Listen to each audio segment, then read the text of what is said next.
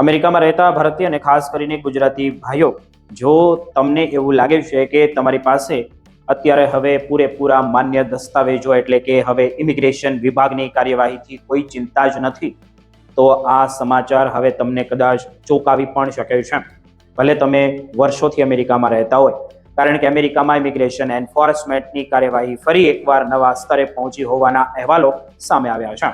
જુલાઈ 2026માં લગભગ 50,000 જેટલા ગેરકાયદેસર ઇમિગ્રેન્ટ્સની ધરપકડ કરવામાં આવી હોવાના દાવાઓ સામે આવ્યા છે. અને આ આંકડો ટ્રમ્પના બીજા કાર્યકાળમાં એક જ મહિનામાં થયેલી સૌથી મોટી ધરપકડનો એક હોવાનું જણાવાઈ રહ્યું છે. જો એસોસિએટ પ્રેસના જે અહેવાલને ટાંકીને સામે આવેલી માહિતી જોઈએ તે પ્રમાણે જુલાઈમાં કુલ 49,571 લોકોની ધરપકડ થઈ હતી, જ્યારે એપ્રિલમાં આ સંખ્યા 43,021 અને ડિસેમ્બર 2025માં 40,177 હતી. એટલે આ થોડા જ મહિનામાં આઈસની કાર્યવાહી કેટલી ઝડપીથી વધી રહી છે અને તેનો અંદાજ આ આંકડાથી પણ લગાવી શકાય છે. હવે અહીં સૌથી મહત્વની વાત અમેરિકામાં રહેતા ભારતીયો અને ગુજરાતીઓ માટે એટલા માટે મહત્વની છે કારણ કે આ કાર્યવાહી માત્ર ગંભીર ગુનાના આરોપો સુધી મર્યાદિત રહી નથી. મળતી માહિતી પ્રમાણે ધરપકડ કરાયેલા લોકોમાં એવા લોકોનો પણ સમાવેશ અત્યારે તેના થઈ રહ્યો છે જેમનો કોઈ ક્રિમિનલ રેકોર્ડ નથી, કે જેણે કોઈ ગુનો જ કર્યો નથી, કે તે ગેરકાયદેસર છે, કે ઇમિગ્રેશનમાં તે બરાબર તેમના દસ્તાવેજો નથી અને જેમના અસાયલમ અથવા તો અન્ય ઇમિગ્રેશન કેસ કોર્ટમાં ચાલી રહ્યા છે. જુલાઈમાં લગભગ 6,500 જેટલા લોકોને સ્થાનિક પોલીસની મદદથી પકડવામાં પણ આવ્યા હોવાનો દાવો છે, જે કુલ ધરપકડના આશરે 13% જેટલા થાય છે. અગાઉ આ પ્રમાણે લગભગ 5% જોઈએ તો હતું અને હવે એટલે ટ્રાફિક સ્ટોપ કે પછી સ્થાનિક પોલીસ સાથેનો સંપર્ક પણ કેટલા લોકો માટે આઈસ સુધી પહોંચવાનું કારણ બની શકે. ખાસ કરીને જે ભારતીયો કે ગુજરાતીઓનો visa status, asylum case, work authorisation અને કોર્ટ ઓર્ડર અથવા અન્ય ઇમિગ્રેશન દસ્તાવેજો અંગે કોઈ પ્રશ્ન હોય તો તેમણે પોતાના કેસની સ્થિતિને હળવાશથી લેવી નહીં.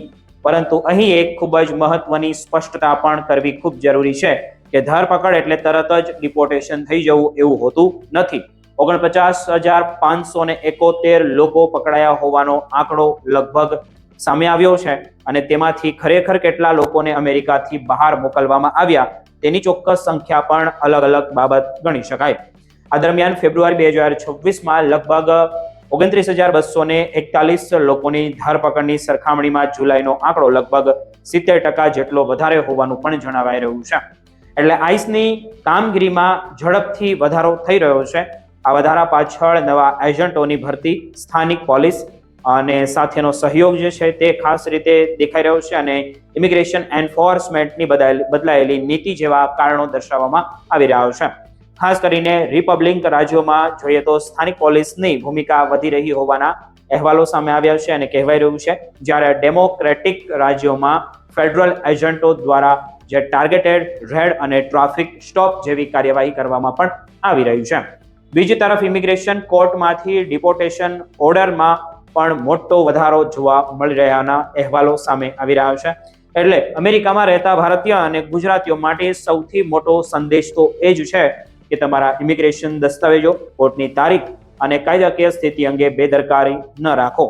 ખાસ કરીને અસાયલમ પેન્ડિંગ હોય, વિઝા ઓવરસ્ટે થયો હોય, કોર્ટમાં કેસ ચાલતો હોય અથવા કોઈ જૂનો ઇમિગ્રેશન ઓર્ડર હોય તો નિષ્ણાંત ઇમિગ્રેશન એટર્ની પાસેથી તમારી સ્થિતિ સમજવી વધુ સલામત રહે છે.